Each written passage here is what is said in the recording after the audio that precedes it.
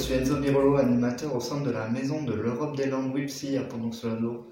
Aujourd'hui, nous allons vous présenter le témoignage de Marie Barag et de son mari. Donc, Marie Barag est trésorière de l'association Balépat. Son mari en est le président. Cette association a pour but de lutter contre les violences sexistes lors des férias. Mais Marie Barag a une double casquette. Elle est aussi élue au conseil municipal. Je vous laisse avec la vidéo suivante. Bonjour, donc merci d'avoir pris un peu de votre temps pour témoigner pour la Journée internationale des droits de la femme. Tout d'abord, est-ce qu'il vous serait possible de vous présenter en quelques mots, parler de votre activité professionnelle et ce que vous faites? Bonjour, merci à vous déjà de m'avoir invité, je suis contente de participer. Je m'appelle Marie Barag, j'ai 40 ans et j'ai 2 enfants. Je suis institutrice à la maternelle de mon village et je suis investie dans le milieu associatif et la vie de ma commune puisque je suis élue aussi au conseil municipal. Je suis musicienne dans la banda de Parentis et je fais partie de l'association Balépat qui sensibilise sur les comportements sexistes lors des férias de notre sud-ouest. D'accord. Est-ce que vous avez des exemples d'actions du coup que vous avez pu mener avec cette association? Oui, alors on est une association un petit peu récente, mais en fait on a tout de suite vu que les gens adhéraient complètement au concept. En fait, pour expliquer un peu, on veut rester sur vraiment de la sensibilisation. On ne participe pas en fait aux campagnes vraiment sur les agressions sexuelles qui peuvent être commises là. Nous, ce qu'on veut, c'est que nos fêtes traditionnelles sont dans un bon état d'esprit et on œuvre pour que ça le reste et que les femmes puissent pleinement en profiter. Donc on est resté sur un ton un peu léger. Et en fait, on distribue des autocollants, on a des affiches, etc. avec des petits slogans un peu rigolos, on va dire, et qui marchent très très bien. Et du coup, on voudrait éduquer un petit peu les jeunes, les moins jeunes, voilà, à respecter les femmes, qu'elles puissent profiter tout autant que les hommes.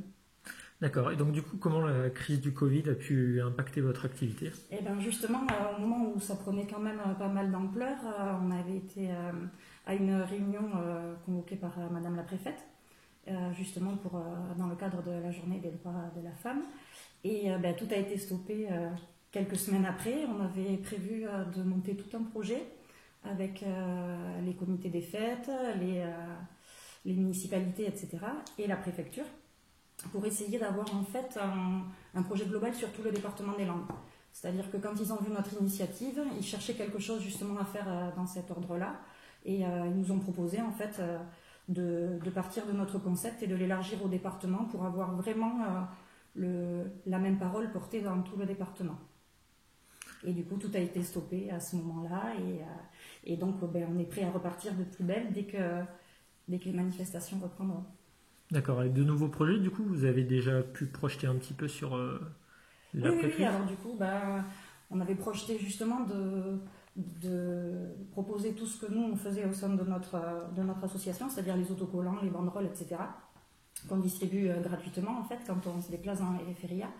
Et du coup, on voulait vraiment que les municipalités et les comités des fêtes, surtout, puisque nous, on est plus proche du milieu associatif, prennent part à ça, et on a proposé en fait des bons de commande. Ils peuvent vraiment souscrire à l'action en fait, et nous en fait on fait toute la gestion de la commande, on transmet au comité des fêtes qui eux après peuvent répartir au sein de leurs différentes bodegas, etc.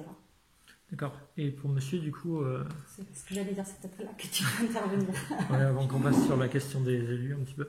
Du coup, ça vous est venu d'où l'idée de fonder cette association, et si vous êtes fondateur? Oui, c'est venu par l'expérience tout simplement. On a pas mal crapahuté dans les différentes fêtes, notamment dans les fêtes en Espagne, pas plus, mais même d'autres fêtes de village, et puis on s'est rendu compte qu'il n'y avait pas le même état d'esprit la plupart du temps vis-à-vis des femmes, des groupes de femmes notamment qui font la fête entre elles, et qui sont tranquilles, ils peuvent faire ce qu'elles veulent, qui ne sont pas importunées par les hommes, tout simplement parce qu'elles n'ont pas ce genre de signaux, et les hommes respectent, ils ont une culture de la fête qu'on n'a pas encore chez nous, et on s'est dit pourquoi pas essayer de faire ça. Au départ c'était vraiment très local, Parentis, on a lancé ça à Parentis, au bodega aux associations de Parentis, ça a répondu de suite, tout le monde était prêt à entendre ce message, donc on s'est dit pourquoi pas essayer de voir un peu plus large, donc au département, peut-être pourquoi pas plus large, c'est-à-dire dans le Grand Sud et tout, partout il y a les férias.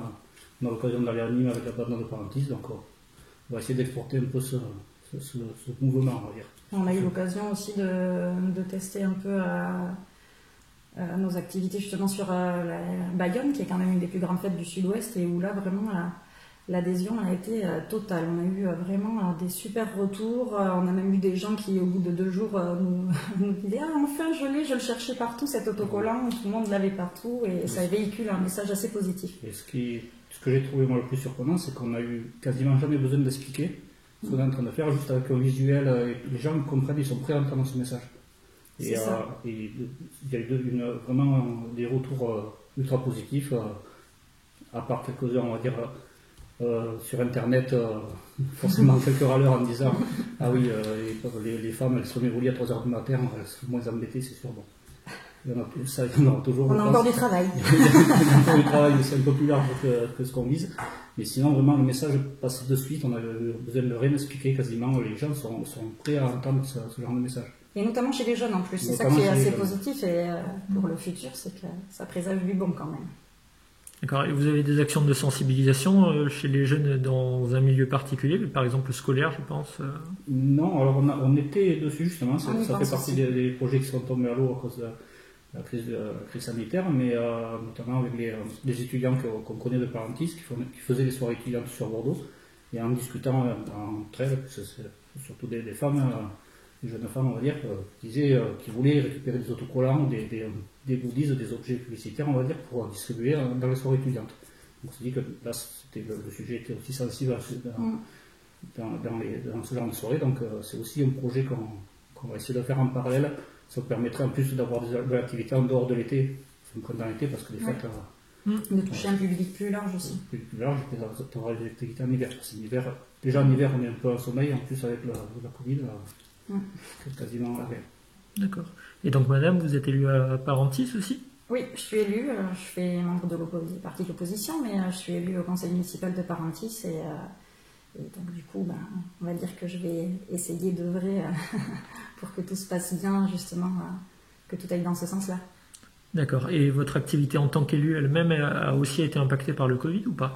Énormément, surtout au niveau de la campagne électorale qui a du coup beaucoup duré, qui a été assez épuisante et puis qui nous a surtout empêché de communiquer réellement avec les Parentissois parce qu'on ne pouvait plus faire de réunions, on ne pouvait plus faire de porte-à-porte, on a dû essayer de trouver d'autres moyens.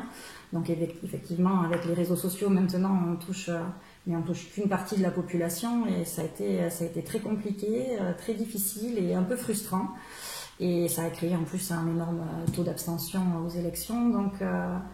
Donc effectivement, oui, la crise sanitaire, ça a impacté au niveau de la campagne. Et ensuite, une fois qu'on a été mis en place, où du coup, il a fallu vraiment que tout s'accélère et c'est pas toujours facile. Et évidemment, ça a impacté aussi le budget de la commune. D'accord. Et donc, quelle expérience vous retirez de cette période tous les deux ? On l'a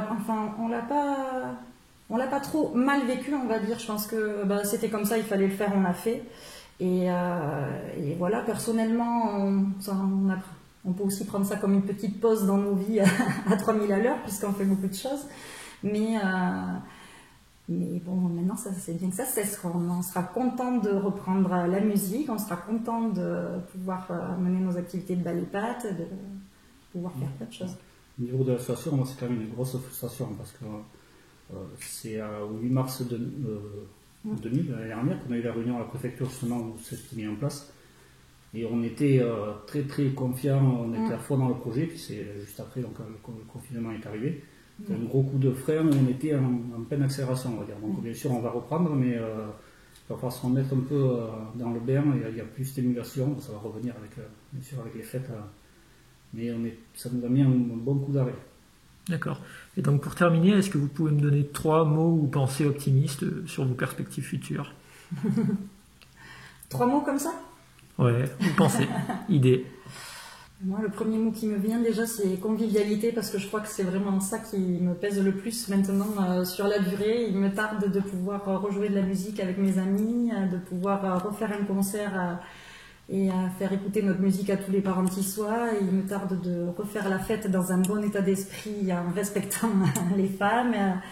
Et oui, je crois que c'est vraiment ça la convivialité, je pense que quand on va la retrouver, on va en profiter pleinement et je crois que tous les gens sont prêts à repartir de plus belle. Moi, ça serait. J'ai confiance en ce que les gens le jour d'après soient un peu plus respectueux justement de tout ce qu'ils ont. Quand on voit combien ça manque quand on a, notamment les fêtes, pour parler des fêtes, quand on voit combien ça manque, peut-être quand ça va revenir, ils feront peut-être plus attention, donc y compris dans leur comportement, vis-à-vis des femmes, mais comportement en général. Donc je suis confiant dessus, peut-être que c'est peut-être un peu utopique. D'accord, eh bien merci beaucoup à tous les deux. Merci à vous. C'était une très bonne expérience.